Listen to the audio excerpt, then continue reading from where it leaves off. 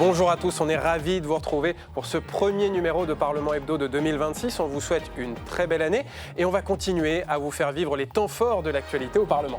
Oui, et comme chaque semaine, nous vous proposons un débat entre un député et un sénateur. Vous connaissez la formule. Aujourd'hui, François Jolivet, bonjour. Bonjour madame. Vous êtes député de l'Indre, du groupe Horizon, le parti d'Édouard Philippe. Vous allez débattre avec Guillaume Gontard. Bonjour. Président du groupe écologiste au Sénat. Vous débattrez du budget puisque les députés ont repris l'examen du projet de loi de finances 2026 après l'échec des débats en fin d'année dernière. Un accord semble toujours loin et le gouvernement pourrait décider d'utiliser l'article 49.3.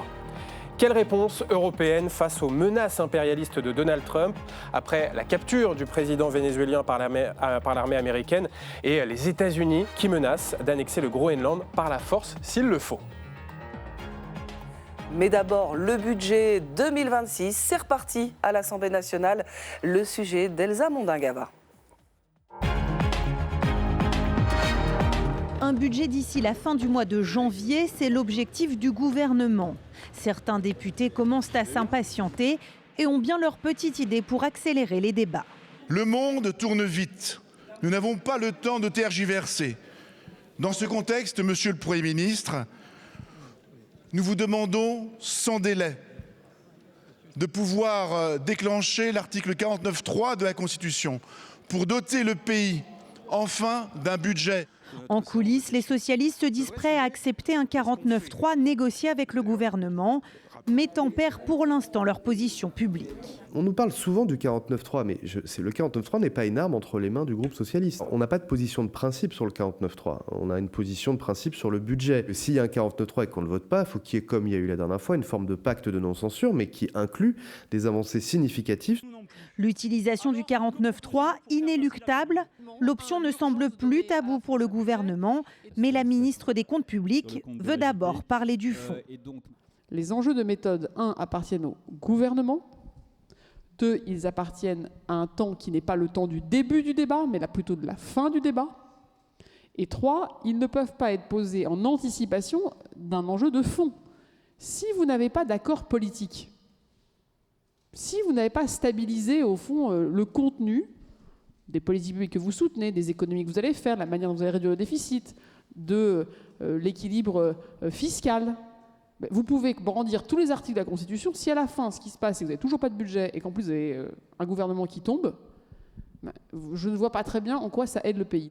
Après un passage en commission, les débats sur le budget reprennent dans l'hémicycle de l'Assemblée nationale mardi après-midi. François Jolivet, compte tenu de l'urgence, la France n'a toujours pas de budget voté en bonne et due forme. Est-ce que les députés vont être responsables et vont accepter de faire des compromis pour trouver un accord sur ce budget ? Écoutez, les forces politiques en présence montrent, et les déclarations de chacun d'entre elles montrent qu'un accord semble difficile.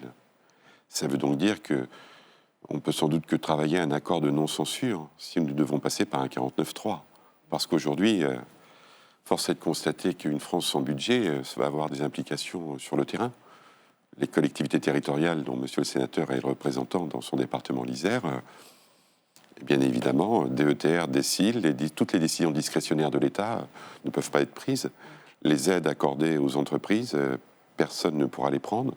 Et puis on ne parlera pas du budget de la défense dans un contexte international plus que tourmenté et inquiétant. Guillaume Gontard, vous êtes d'accord, un accord politique est impossible actuellement avec notamment le bloc central pour donner un budget au pays ? Je pense qu'il faut déjà peut-être repartir du pourquoi. Pourquoi on est dans cette situation-là ? Parce que on a toujours l'impression que ça nous tombe du ciel, qu'il faut faire des économies très rapidement, qu'il faut passer sous la barre des 5% de déficit. Mais on a quand même 1 000 milliards de dettes, elles ne sont pas tombées du ciel. Je veux dire, c'est toute une politique qui a été mise en place depuis 8 ans avec Édouard Philippe et puis d'autres premiers ministres. Il y en a eu un certain nombre. Et on essaierait de nous dire qu'en fait, il faudrait poursuivre cette même politique. Et c'est bien ça le problème. C'est-à-dire qu'on a une politique qui nous a mis dans le trou et on voudrait, coûte que coûte, continuer cette politique. Et c'est la mission qui a été donnée par le président de la République à Sébastien Lecornu. Et c'est pour ça qu'on arrive dans cette situation. C'est pour ça que le budget, une seule personne a voté le budget à l'Assemblée nationale. Parce qu'il n'y a pas de majorité, parce qu'il n'y a pas de ligne politique, parce qu'il n'y a pas de prise de conscience qu'il faut changer de politique et qu'il faut mettre en place de la justice fiscale qui permettra justement de rassembler du monde. Alors en tout cas, au groupe Horizon, vous demandez d'utiliser sans délai le 49.3 pour passer en force sur le budget. Mais donc, vous admettez qu'il y a un risque de censure. C'est pas à partir du moment où il y a un 49.3, il y a un risque de censure, mais je voudrais dire à mon collègue parlementaire que la copie de l'Assemblée nationale, qui était celle du gouvernement, puisque le budget n'a pas été adopté, avait un déficit à 4,9, il est revenu avec un déficit de 5,4. Et que les 1000 milliards dont vous parlez, monsieur, il y en a quand même 400 qui sont liés à la période Covid. Et ensuite, la France, elle a emprunté de manière régulière 100 milliards par an. Donc en fait, il n'y a rien de pire, il n'y a rien de mieux. Non, sauf qu'on s'est avalé le Covid. C'est à l'aune des événements tout de même. Quand on est au pouvoir, on ne peut pas tomber dans la caricature parce qu'en fait, ce qui compte... Quand on est au pouvoir, il faut assumer. Non, mais bien sûr qu'on assume. Vous assumez. Mais on assume d'avoir payé les salariés du secteur privé, oui. Pendant la période Covid, on l'assume. D'autres pays s'en sortent mieux. Donc je pense qu'il valait mieux être français qu'anglais ou allemand.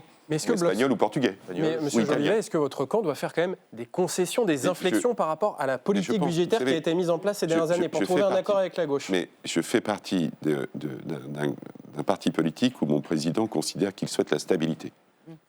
Donc évidemment que nous aurons un budget. Nous aurons un budget. Et vous avez des députés Horizon qui ont voté d'ailleurs le PLFSS, d'autres se sont abstenus. Le budget de la sécurité sociale. Donc voilà, nous ce qu'on souhaite, c'est donner un budget à la France et de faire en sorte qu'en 2027, les grands combats politiques interviennent. 49.3 avec accord de non-censure, est-ce que c'est négociable pour les écologistes? Et si oui, à quelles conditions? La question, ce n'est pas négociable. Déjà, le 49.3, c'est la décision du Premier ministre. Pour l'instant, de toute façon, on est sur un budget qui n'est pas acceptable. Monsieur le député me parlait justement des collectivités. La copie du gouvernement, avant passage au Sénat, mais en tout cas, c'était 5 milliards de moins pour les collectivités. C'est-à-dire justement sur la DETR, sur le fonds vert, sur ce qui permet justement aux collectivités de mettre en place leur politique publique, de pallier justement aux défaillances de l'État sur les services publics, de pallier aux défaillances de l'État sur les questions notamment de rénovation thermique, de transition écologique, qui sont des politiques d'avenir. Et si on coupe ça, et donc on est face à un budget pour nous qui n'est absolument pas un budget d'avenir, qui n'est absolument pas acceptable en l'État. Et dans le moment où on est avec le système de l'entonnoir, de toute façon, je dirais on ne peut plus rien faire. Donc que le Premier ministre prenne ses responsabilités, mais nous, on n'acceptera pas un budget de cette manière-là. On entend les socialistes qui sont prêts à négocier, à faire quand même évoluer vers un pacte de non-censure après 49.3. Est-ce que les écologistes peuvent l'envisager? Et les écologistes, on a toujours été clairs, on a été à toutes les réunions, on a fait des propositions, on a travaillé en réunion avec le Premier ministre. Il sait très bien notre ligne. À un moment donné, forcé de constater que le compte n'y est pas. En termes de justice fiscale, qui est quand même la base, d'aller chercher des recettes. Est-ce que nous n'avons pas besoin aujourd'hui de recettes quand on voit l'état de nos services publics, quand on voit justement la position de nos collectivités territoriales? On a besoin de recettes supplémentaires. On nous dit ce n'est pas possible, on ne voudra pas aller dans cette orientation et tout simplement on ne veut pas changer de politique. Et c'est ça tout le problème. Il y a quand même une mesure qui est proposée par le gouvernement, qui est au cœur de la négociation, la hausse de l'impôt sur les sociétés pour les grandes entreprises qui ont réalisé des bénéfices. La gauche en espère au moins 8 milliards, la droite au maximum 4 milliards. Est-ce qu'on ne peut pas trouver un juste milieu sur cette taxe? Le juste milieu pourrait être de 6 milliards. Je pense que le groupe Horizon indépendant ne s'opposera pas à cela, puisque ça concerne que les très grosses entreprises. Donc, ce qui veut donc dire que les compromis sont possibles. Pour revenir sur le débat des collectivités, puisque je suis un élu municipal depuis 31 ans encore, et maire pendant 23 ans, je voudrais dire à mon collègue que moi, je n'ai jamais vu une actualisation des valeurs locatives des collectivités locales qui avait donné 13% de recettes de plus à une commune sans qu'elle augmente ses taux. Et l'inflation, elle a baissé. mais les augmentations sont acquises. Je ne dis pas que les collectivités sont toutes en bonne santé. Si on parle des départements, je peux dire que oui.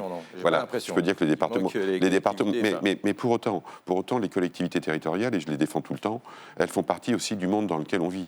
Et leur premier partenaire, c'est l'État. Alors restons sur l'effort des grandes entreprises. Vous dites, François Jolivet, un juste milieu, un compromis est possible sur cette hausse de l'impôt sur les sociétés pour les grandes entreprises qui ont réalisé des bénéfices. Ça pourrait aller dans le bon sens, Guillaume Gontard, une hausse de 6 milliards d'euros, des recettes en plus pour l'État. Il faut toujours voir de quoi on parle. C'était une disposition de Michel Barnier, donc de l'année dernière. Hein, c'était 8 milliards, c'est ce qu'on avait de contribution exceptionnelle. Et d'ailleurs, ce qui était prévu, c'est que cette contribution exceptionnelle soit sur cette deuxième année par moitié, donc 4 milliards. Donc en fait, on ne gagne rien, je veux dire, on est juste sur la situation de l'année dernière. Donc oui, évidemment que c'est un minimum, évidemment. Et que c'est vrai que c'est au Sénat, d'ailleurs, avec la majorité LR, qui a supprimé justement cette disposition. Mais pour nous, c'est une base. Nous, ce qu'on dit, c'est comment on va chercher, justement, quand on met à contribution, ceux qui ont... pour parfois doubler leur fortune. À un moment donné, je ne vois pas... Si on nous dit que la situation du pays est effectivement catastrophique, mais il faut mettre tout le monde à contribution et mettre notamment ceux qui s'en sont mieux sortis pendant cette période de crise, pendant le Covid. Et c'est ça le vrai sujet. Et c'est cette acceptation-là qui peut effectivement réorienter un budget. Mais je dirais que, hélas, c'est un peu tard et c'est pas faute de l'avoir dit, c'est pas faute d'avoir fait des propositions. Vous, chez Horizon, vous prenez des baisses massives de la dépense publique. Là encore, quel point d'accord peut-il y avoir avec la gauche? Renoncer, par exemple, à la suppression des 4000 postes d'enseignants, c'était ce qu'avait fait François Bayrou pour éviter la censure. Ça, c'est possible? Je ne peux pas parler au nom d'Édouard Philippe et de mon groupe, puisque ce sujet n'est pas venu au corps, mais je peux vous donner mon opinion. Je pense que le groupe Horizon est indépendant, fera tout pour qu'il y ait un budget. Parce que la France sans budget, c'est encore pire. Et quand j'entends mon collègue sénateur, je me dis, oui, il n'y en a pas assez, mais au bout du bout, est-ce qu'on a un budget ou pas un budget pour la France? Donc vous êtes prêt à faire des compromis? Mais évidemment qu'on sera prêt à faire des concessions. Ce qu'on souhaite, c'est la stabilité du pays. La stabilité du pays. Et de faire en sorte de ne pas bloquer les investissements publics, et notamment des collectivités territoriales, qui aujourd'hui, sur leur tranche 1 de toiture d'église, n'arrivent pas à faire le clocher, et les entreprises démontent les échafaudages parce que l'État ne peut pas notifier la subvention. C'est stupide. On en est à un stade. Aujourd'hui, la stabilité, elle est bien créée par ceux qui sont au pouvoir. Donc, je veux dire, il ne faut pas inverser les choses. Je veux dire, si on est dans cette situation-là, encore une fois, c'est bien parce que ces politiques-là ont été menées. Et on ne peut pas accepter un budget, en fait, qui tire un trait sur toutes les politiques d'avenir. Le fonds vert, divisé par 4 en 2 ans, c'est pas possible. Je veux dire, c'est ce qui permet de mettre la transition écologique, pas avant. qui permet de mettre de la sobriété, ce qui permet de créer aussi notre indépendance, notamment en matière énergétique. On va parler d'international, on a entendu le président de la République qui parle d'indépendance énergétique, qui parle de souveraineté alimentaire. Il faut qu'on travaille sur ces politiques-là. Et puis François Jolivet, on peut aussi rajouter que quand même ces derniers mois, Édouard Philippe, dans votre camp, on n'a pas eu l'impression que c'était le camp de la stabilité et du soutien à la politique gouvernementale, avec des menaces de ne pas voter le budget de la sécurité sociale, des demandes de départ du président de la République. C'est pas un souhait de stabilité. Édouard Philippe s'est exprimé sur le sujet et je crois que vous n'entendez plus sur le sujet. On va voir si le temps lui donne raison ou pas. En tous les cas, ce qui est sûr, c'est qu'aujourd'hui, nous n'avons pas de majorité et nous n'avons pas de budget, dans un contexte international extrêmement tourmenté. Après, on va parler de M. Trump tout à l'heure. Je pense qu'on n'a pas besoin de M. Trump pour mettre, entre guillemets, vous me pardonnerez la vulgarité d'expression, le bordel chez nous. On est très fort tout seul. On va parler juste d'une mesure avant de venir au contexte international. En commission, les députés ont rétabli, vous avez rétabli l'indexation du barème de l'impôt sur le revenu pour amortir le choc de la hausse des prix. On peut trouver aussi un compromis sur cette mesure-là? En fait, c'est là où il y a un problème de méthode. C'est-à-dire qu'on ne va pas aller... on n'est plus dans ce temps-là, en fait. Ce temps-là, il était justement sur la première lecture, où là, il y avait des réelles orientations, des réels choix à faire, et on a fait nos propositions, justement, encore une fois, de comment aller chercher des recettes supplémentaires pour, justement, investir dans les politiques d'avenir. C'était vraiment là le débat. Le choix a été fait très clairement par le Premier ministre, par Mme de Montchalin qui l'a réexpliqué, par Bruno Lescure, de dire non. Nous n'irons pas chercher Roland Lescure. Nous n'irons pas chercher de recettes supplémentaires. À partir de là, ça devient très compliqué. Donc après, après c'est du petit bidouillage, je dirais, mais qui n'a hélas pas d'intérêt. Et donc, à un moment donné, bah oui, que le Premier ministre prenne ses responsabilités. Alors, second thème de débat, la situation internationale qui était au cœur des débats parlementaires cette semaine, notamment au Sénat, après la capture du président vénézuélien Nicolás Maduro par les forces spéciales américaines et la menace de Donald Trump d'annexer le Groenland par la force s'il le faut. Cécile Sixou. Peut-on se taire quand le droit international est piétiné ? Mercredi, lors des questions d'actualité, les sénateurs ont interpellé le Premier ministre après le coup de force de Donald Trump au Venezuela.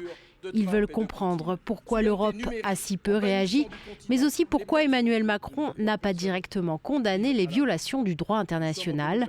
La communiste Cécile Cukierman demande au gouvernement une position claire. Comment exiger le respect de la souveraineté et de la Charte des Nations Unies ? Si nous restons muets, la France va-t-elle condamner clairement l'intervention au Venezuela et l'arrestation de ses dirigeants ? Le Premier ministre reconnaît que l'opération américaine n'a absolument pas respecté le droit international, mais selon lui, le changement de régime au Venezuela était souhaitable. C'est pas parce que tout est illégal et que rien ne va en matière de droit international qu'il ne faut pas se réjouir qu'un autre avenir soit possible pour le peuple vénézuélien. Sébastien Lecornu s'est aussi engagé à organiser un débat au Parlement dans les 15 jours. Et je pense que le moment est venu d'aller plus loin dans la réflexion stratégique et plutôt que d'être dans un simple constat, se poser aussi les bonnes questions de ce qu'il faut peut-être réorienter ou adapter dans les circonstances. Aller plus loin dans la réflexion stratégique, Cédric Perrin, le président de la Commission des Affaires étrangères au Sénat, espère que ce débat sera l'occasion de réfléchir à l'organisation de la défense européenne. Qu'il faut être capable de se réarmer industriellement, de se réarmer économiquement, de se réarmer militairement pour pouvoir peser, pour pouvoir exister à nouveau dans ce concert des nations pour nous qui sommes là au milieu et qui ne pesons plus grand-chose aujourd'hui. Encore faut-il pour Sébastien Lecornu que les parlementaires oublient quelques instants leur division politique pour se mettre d'accord sur les dossiers prioritaires. Guillaume Gontard, on a entendu la gauche, notamment la gauche sénatoriale, critiquer la première réaction d'Emmanuel Macron à la capture de Nicolás Maduro par les forces spéciales américaines. Quand même, le départ d'un dictateur, on peut s'en réjouir pour le peuple vénézuélien. Et moi, je pense qu'il faut... ce qui s'est passé est particulièrement grave, inquiétant. On voit un Donald Trump qui est capable de faire tout ce qu'il veut, n'importe quoi, et de s'extraire totalement du droit international. Mais à partir du moment où on s'extrait du droit international, c'est la porte ouverte à tous les impérialismes, à toutes les guerres. Et ce qu'on a besoin face à ça, c'est une parole forte, c'est une parole claire. Et en matière de diplomatie, le en même temps ne fonctionne pas. Et la déclaration du président de la République, telle qu'il l'a faite, ce n'est pas possible. C'est un aveu de faiblesse, et du coup, c'est une autorisation. Après, on peut penser tout ce qu'on veut du gouvernement de Caracas, etc. Peu importe, mais à ce moment-là, on va avoir du travail sur beaucoup d'autres pays. Le droit international, nous, on a toujours été clairs en tant qu'écologistes. On n'a pas de double standard et le droit international doit être notre ligne, doit être notre cap, doit être notre boussole. Sinon, oui, on va vers un avenir très sombre. Justement, François Jolivet, effectivement, la position d'Emmanuel Macron a un peu dérouté tout le monde jusque dans son camp en saluant la chute de Maduro, mais sans dire un mot de la méthode employée par Trump. Est-ce que pour vous, la position française est claire ? Je pense que le principe d'intangibilité des frontières a été violé et que c'est une atteinte au droit international. Après, je laisse libre le président de la République de ses propres réflexions. Et c'est vrai qu'on peut se réjouir peut-être pour le peuple vénézuélien qui fait plutôt la fête et qui a envie de la faire. Donc, et vous avez vu, c'est la DEA qui intervenait et sous mandat de justice américain. Donc c'est un peu surprenant. En revanche, François Jolivet considère que c'est une vraie atteinte au droit international, mais que ça va bien avec ce kidnapping avec les déclarations du président américain. Je veux prendre le Groenland. Les accords mondiaux du commerce, je m'assois dessus et je vous mets 25 ou 30% de taxes. On est dans la vraie politique et pas dans la politique du droit. Si vous voulez, en France, nous, on est dans un truc assez fort, c'est qu'on peut mourir en ayant juridiquement raison. Eh bien, les autres, ils s'y prennent autrement. Il va falloir qu'on se remette en cause, et M. Perrin, président de la Commission des Affaires étrangères, a bien raison au Sénat. C'est-à-dire qu'il faut qu'on arrive à se mettre d'accord sur des dossiers prioritaires pour que la France existe. Et on s'aperçoit que notre grand pays de 67 millions d'habitants, il est tout petit. Et que si on n'arrive pas, avec l'Union européenne, à avoir des solutions communes et à sortir de la judicialisation qui nous enfonce, eh bien, parlons avec voix forte. Guillaume Gontard, une réaction. J'entends, mais ça ne veut pas dire qu'il faut s'asseoir sur le droit international. Au contraire, la France, à la fois à travers son histoire, à travers ses valeurs, doit justement, et le pays qui doit fédérer, et qui doit du coup fédérer au niveau européen. On voit bien la puissance américaine, on voit bien la puissance russe, on voit bien les Chinois. Si à un moment donné, l'Europe n'est pas en capacité justement de montrer à la fois sa force, mais c'est pas sa force militaire, sa force économique, mais tout sur son unité. Et là, on attend le président de la République. Là, on l'attend justement sur sa capacité à fédérer justement au niveau européen une défense européenne, une stratégie européenne et une indépendance. Une indépendance par rapport aux États-Unis, une indépendance par rapport aux Russes. Et pour l'instant, on n'y est pas. Et ça revient avec la question budgétaire. On apporte 86%, on a augmenté de 86% nos importations d'engrais vers les Russes. C'est-à-dire qu'aujourd'hui, on donne plus d'argent aux Russes encore qu'à travers... Ça vient beaucoup d'Inde, monsieur. Vous regardez les chiffres, mais en tout cas, on achète énormément d'engrais russes. Et on a besoin de cette indépendance. On a besoin de cette indépendance aussi sur le numérique. Comment on peut dépendre d'un ami de monsieur Trump sur les satellites? Ce n'est pas possible. Donc, on doit travailler aussi sur notre indépendance numérique, sur nos renseignements. Et ça, c'est indispensable. Une question sur le Groenland, puisque Emmanuel Macron dit ne pas imaginer Donald Trump violer la souveraineté du Danemark, dont fait partie le Groenland, malgré les menaces d'annexion de Donald Trump. Est-ce qu'on n'est pas trop naïf? Moi, je pense qu'aujourd'hui, messieurs Trump, Poutine, ainsi que le premier secrétaire du Parti communiste chinois, que l'on appelle faussement président, s'assoient un peu à la technique de Bismarck sur les chiffons de papier. Et que leur volonté, c'est de grandir et d'affaiblir le premier marché mondial, qui est celui de l'Europe. Et si l'Europe ne se réveille pas, et là on aurait un point commun ensemble, monsieur, eh bien d'ailleurs, on va disparaître, on ne sera plus qu'à marcher. Mais je voudrais dire aussi que la contribution européenne, elle n'est pas votée aujourd'hui par deux grands mouvements à l'Assemblée nationale, que ce soit la Rassemblement national ou la France insoumise. Et parfois dans des alliances avec eux qui sont compromettantes pour ceux qui ne votent pas. Donc on ne peut pas dire... Nous devons être puissants tous ensemble et de dire que lorsqu'on doit contribuer, on ne contribue pas. Aujourd'hui, l'Europe n'est pas un État fédéral. Je ne suis pas persuadé que ce soit la solution, mais en tout cas ne partage pas assez sur le domaine de la défense et sur le domaine de la diplomatie internationale. Vous avez aujourd'hui des ambassadeurs de l'Union européenne, puisqu'ils ont ce titre-là à Washington, l'ambassadrice de Suède qui vient d'arriver en France avec ce statut-là, mais cette parole-là, elle est écoutée plus ou moins de manière lointaine. Peut-être faut-il s'organiser sur comment l'Europe se gouverne aujourd'hui. Et puis justement, dans ces relations compliquées entre Donald Trump et les Européens, il y a forcément la question de la guerre en Ukraine, du soutien à l'Ukraine. Guillaume Gontard, en tant que président du groupe écologiste au Sénat, vous avez participé à la réunion à l'Élysée avec Emmanuel Macron et les présidents de groupes de l'Assemblée et du Sénat sur les garanties de sécurité à apporter à l'Ukraine en cas d'accord de paix, avec, on le rappelle, Emmanuel Macron qui a parlé d'envoi de milliers de soldats français en Ukraine pour garantir cette paix. Qu'est-ce qui ressort de cette réunion? Quel est votre sentiment?